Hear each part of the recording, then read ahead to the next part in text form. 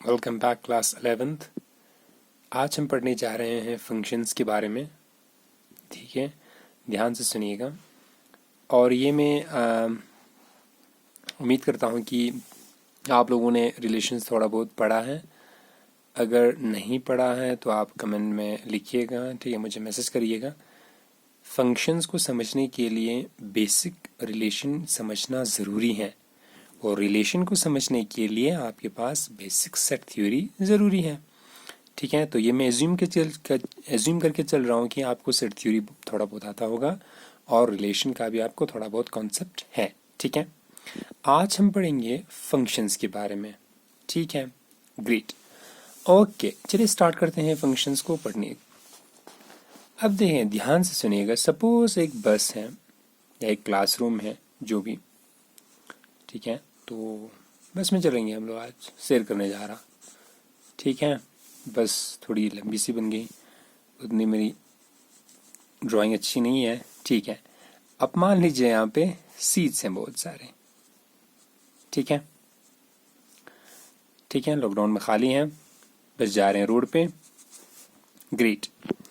अब सपोज हमने क्या एज्यूम किए हैं कि आप बच्चे जो हैं जा रहे हैं इस बस में। ठीक है, बस खाली हैं, बहुत कम लोग हैं।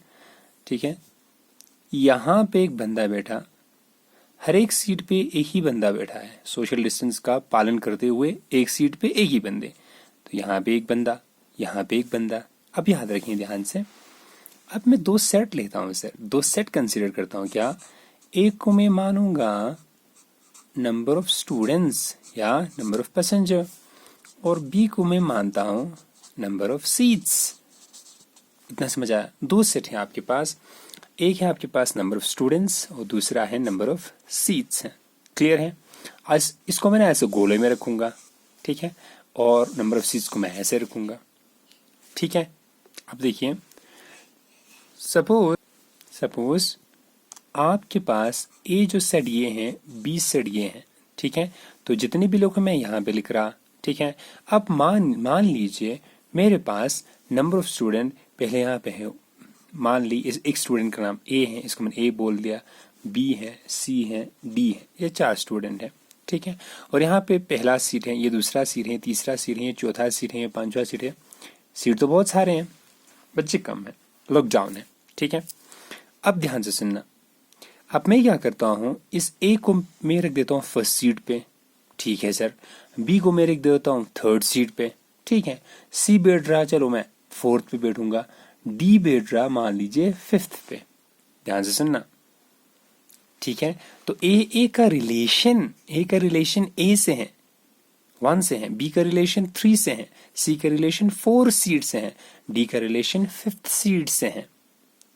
ठीक है, तो ये क्या है? एक रिलेशन है जिसमें, अब मैं इसको ऐसे लिख सकता हूं, देखिए, a, 1 यानी a का 1 से रिलेशन है, b, 3, ठीक है सर, c, 4 एंड d, 5। इसको मैं ऐसे करके रख देता हूं। ये मेरे पास एक रिलेशन हुआ।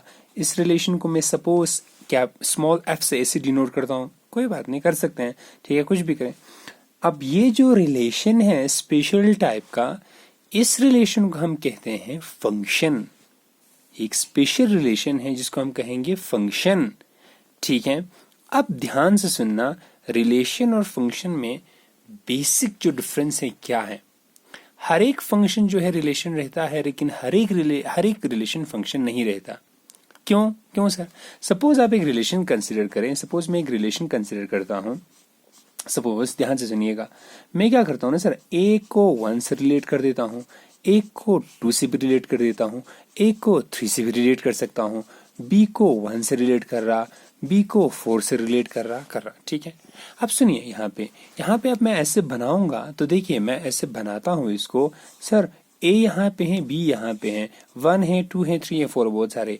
ए 1 के ऊपर भी बैठ रहा, ए 2 के ऊपर भी बैठ रहा, ए 3 सीट के ऊपर भी बैठ रहा। तो रिलेशन में ऐसा पॉसिबल है, ए का बहुत सारा रिलेशन हो सकता है। ठीक है, ए का हर एक के साथ रिलेशन हो सकता है। जैसे एक मान लीजिए एक बच्चा है जो अपने माँ से भी रिलेट करता है, रिलेशन है, अपने पापा से भी रिलेशन है, अपने भाई से भी, बहन से भी, दादा से भी, दादी से भी, इन सब का रिलेट है। लेकिन ये फंक्शन नहीं कहलाएगा। क्यों? क्योंकि फंक्शन में यहाँ पे जो सेट लेते हैं इसका मोर देन वन हम कहेंगे इमेज नहीं हो सकता। मैथ्स में हम कहेंगे इमेज, यानी क्या कि देखिए A1 पे जा रहा है तो A2 3 एक के लिए रिस्ट्रिक्ट हो गया, आप एक ही जगह जा सकते हो भी, समझ आ रहा। B अगर मान लीजिए 3 पे गया तो B कहीं और नहीं जा सकता, समझ आया। तो ये बिग डिफरेंस है रिलेशन और फंक्शन में। रिलेशन में पॉसिबल है A कहीं पे भी जा सकता है, ठीक है, A1 पे भी गया, 2 पे भी गया, 3 पे भी गया, 4 पे भी गया, कहीं पे भी जा सकते हैं, ठीक है। लेकिन A का रिलेट होना फंक्शन और रिलेशन दोनों में, ये जो सेट है, ये जो सेट है जिसे हम कहते हैं क्या, डोमेन, इसके हर एक एंट्रीज कहीं ना कहीं जाना जरूरी है, ठीक है, ठीक है, चाहे रिलेशन हो चाहे फंक्शन हो। लेकिन फंक्शन में क्या रिस्ट्रिक्शन है सर, हर एक एलिमेंट, अगर एक एलिमेंट ऑफ बी जिसे हम कहेंगे कोडोमेन कि यहां जा रहा है तो कहीं और नहीं जा सकता, ये रिस्ट्रिक्शन है फंक्शन में। आई होप यहां तक आपको समझ में आया होगा, ठीक है। अब यहां से ये चीज मत लेना कि देखिए ए अगर ए पे जा रहा है तो बी ए पे नहीं जा सकता, ऐसा मैंने नहीं कहा। ए यहां पे जा रहा है 1 तो ए कहीं और नहीं जा सकता, बी के लिए 1 खुला है।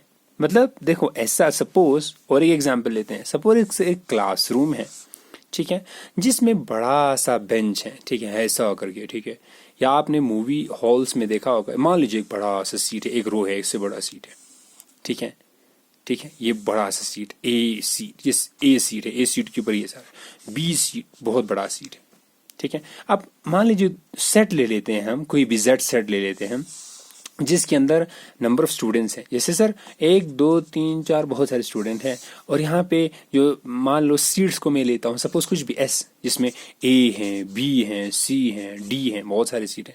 अब सपोज ये जो 1 है, रोल नंबर 1 या पहला पर्सन है ए पे बैठा, दूसरा भी ए पे बैठा, तीसरा भी ए पे बैठा, चौथा जाके बी पे बैठा, क्या ये फंक्शन है? हाँ, क्यों? क्योंकि सर देखिए ध्यान से, ये जो एलिमेंट है, फर्स्ट एलिमेंट है, ये ए पे जा रहा है, कहीं और नहीं जा रहा। B2 जो है ए पे जा रहा है, कहीं और नहीं जा रहा। 3 ए पे जा रहा है, कहीं और नहीं जा रहा। इसी तरह 4 बी पे जा रहा है, कहीं और नहीं जा रहा। ये फंक्शन है, ये रिलेशन भी है। इस तरह ये फंक्शन है, ये रिलेशन भी है। हम ये कहें, देखिए रिस्ट्रिक्शन क्या है, ये 1 कहीं और नहीं जाने चाहिए, सिर्फ ए को ही पकड़ा। अब ऐसा भी रिलेशन हो सकता है, सपोज आपके पास ए सेट है, यहाँ पे बी सेट है, यहाँ पे 1 2 3 4 है, यहाँ पे एक ही सेट है। सपोज हर एक देखिए, मान लीजिए हर एक सपोज कुछ भी कंसिडर करें आप, यहाँ पे कोई पॉइंट है ए, तो हर एक ए पॉइंट पे जा रहा, तो क्या हुआ, ये एक फंक्शन हुआ। ये क्या हुआ, एक फंक्शन हुआ। समझ आया? तो ये क्या हुआ, इसको कैसे लिखेंगे फंक्शन? सर एक फंक्शन है जिसके अंदर ये एलिमेंट है 1 ए, ठीक है, 2 ए, 3 ए, 4 ए, ठीक है, ये हुआ। अब यहाँ पे आप देखेंगे तो इस फंक्शन के पहले ये जो एलिमेंट्स हैं, इनमें पहले जो एलिमेंट्स हैं, ये जो डोमेन जिसे हम कहेंगे, डोमेन्स के जो एलिमेंट्स हैं वो हर बार अलग अलग हैं। जैसे 1 है, 2 है, 3 है, 4 है। इस तरह यहाँ पे ए है, बी है, सी है, डी है। अगर आप इसको देखेंगे, यहाँ पे ए है, यहाँ पे भी ए है, तो फंक्शन में ये अलाव नहीं है। अगर एक बार ए आया तो दोबारा नहीं आना चाहिए, एक बार भी आया तो दोबारा नहीं आना चाहिए, ठीक है।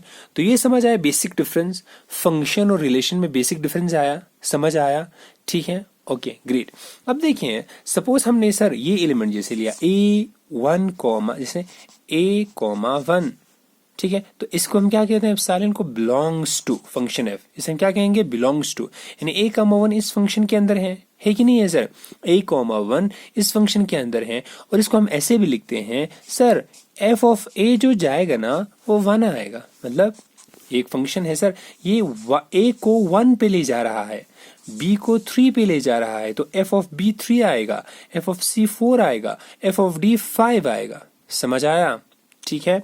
और हम कहते हैं ये जो 1 है, एक ये है हमारा ए का इमेज है, one is called image of A, and A is called pre image of one. ठीक है, तो वन को क्या कहेंगे सर? वन को कहेंगे इमेज है ए का, और ए को कहेंगे प्री इमेज है किसका? वन का।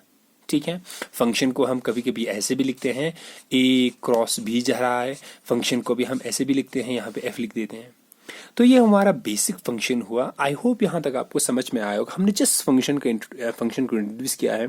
ठीक है, कल हम फिर मिलते हैं। Stay safe, stay at home, अपना ख्याल रखिए, अपने परिवार वालों का ख्याल रखिए, और जो मैं यहाँ पे देता हूँ उसको दोबारा देखिए, बार बार देखिए, दिमाग में अच्छे से उतारिएगा इसको। ठीक है, ठीक है। आई होप आज की क्लास में आपको थोड़ा बहुत समझ में आया होगा। होप नेक्स्ट टाइम कल फिर मिलते हैं। तब तक टेक केयर, बाय।